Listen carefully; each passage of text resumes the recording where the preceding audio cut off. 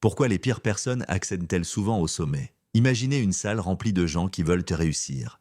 Certains travaillent dur, restent fidèles à leurs valeurs, avancent avec honnêteté. Et d'autres mentent, manipulent, écrasent, sans remords, quiconque se trouve sur leur chemin. Et bizarrement, ce sont souvent ces derniers qui finissent tout en haut. Pourquoi? Est-ce que le monde récompense vraiment les pires d'entre nous? L'histoire, la politique, les affaires sont pleines de visages froids et de cœurs durs. Des empereurs sans pitié, des PDG impitoyables. Ce n'est pas un hasard, c'est un schéma, un mécanisme profondément ancré dans la psychologie humaine, dans notre évolution, dans la manière même dont nos sociétés sont construites. Dans un monde où les ressources sont limitées, où la compétition est inévitable, ceux qui hésitent au nom de la morale restent souvent sur le carreau, et ceux qui n'hésitent jamais avancent. Alors, est-ce que cela signifie que la morale est une faiblesse dans le jeu du pouvoir? C'est dur à entendre, mais c'est une vraie question.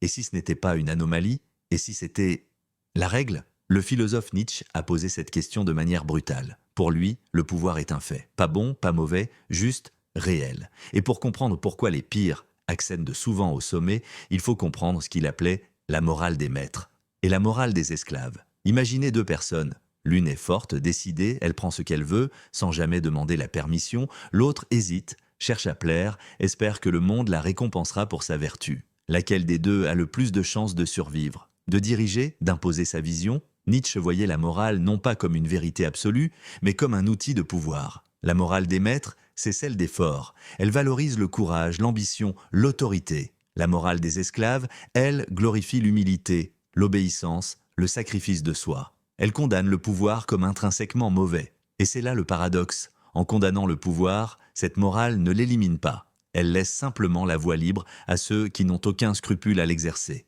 Parce qu'au fond, la nature ne récompense pas la bonté. Elle récompense la force, l'adaptabilité, la volonté de survivre, coûte que coûte. Dans la jungle, comme dans les couloirs d'entreprise, ce ne sont pas les plus gentils qui gagnent. Ce sont ceux qui avancent sans peur, sans culpabilité. Et parfois, sans conscience. Mais attention, la cruauté, à elle seule, ne garantit pas un succès durable. Ceux qui accèdent au sommet en écrasant tout sur leur passage finissent souvent écrasés à leur tour. Les tyrans tombent, toujours, l'histoire le prouve, et nous, on nous raconte que le monde est juste, qu'il suffit d'être bon pour être récompensé. Mais la réalité, c'est que ce conte de fées ne tient pas la route. Le monde ne fonctionne pas selon la justice. Il fonctionne selon des règles que très peu comprennent vraiment. Alors, faut-il abandonner toute morale pour réussir?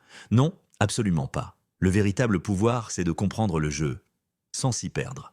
De jouer avec stratégie, mais sans trahir qui on est. Ceux qui réussissent sans perdre leur âme sont ceux qui allient gentillesse et force, stratégie et intégrité. Ils ne rejettent pas la morale, ils la redéfinissent. Nietzsche ne célébrait pas les tyrans. Il appelait à quelque chose de plus grand, le dépassement de soi. Il parlait de l'Ubermensch, le surhomme, celui qui trace sa propre voie, qui n'obéit pas aux illusions sociales, qui ne cherche pas à dominer pour combler un vide intérieur. Ce surhomme ne veut pas le pouvoir pour écraser, il le veut pour créer. Il ne se cache pas derrière des masques, il incarne ce qu'il est. Et c'est pour ça qu'il ne tombe pas, parce qu'il ne joue pas un jeu à court terme, il joue un jeu infini. Alors, comment faire? Comment naviguer dans un monde qui récompense l'impitoyabilité sans devenir impitoyable? Il faut comprendre que le pouvoir n'est pas seulement un outil de domination, c'est un levier de transformation, une énergie brute qu'il faut apprendre à canaliser avec sagesse. Dans un monde où beaucoup trichent pour gagner, vous avez trois choix. Être une victime, devenir un bourreau ou devenir un stratège conscient. Un joueur qui connaît les règles, les dépasse et les transforme. Ne croyez pas que la vie sera juste. Elle ne l'est pas et ne le sera jamais. Mais vous pouvez apprendre à jouer, à créer, à diriger, sans jamais trahir votre essence. Les vrais leaders ne demandent pas la permission, ils créent. Et si vous aussi vous ressentez cet appel à ne plus subir, si vous voulez comprendre le monde et surtout vous comprendre vous-même, alors abonnez-vous. Parce que sur cette chaîne, on ne vous servira pas des illusions, on explore les vérités que les autres évitent. Et ensemble, on apprendra à penser, à agir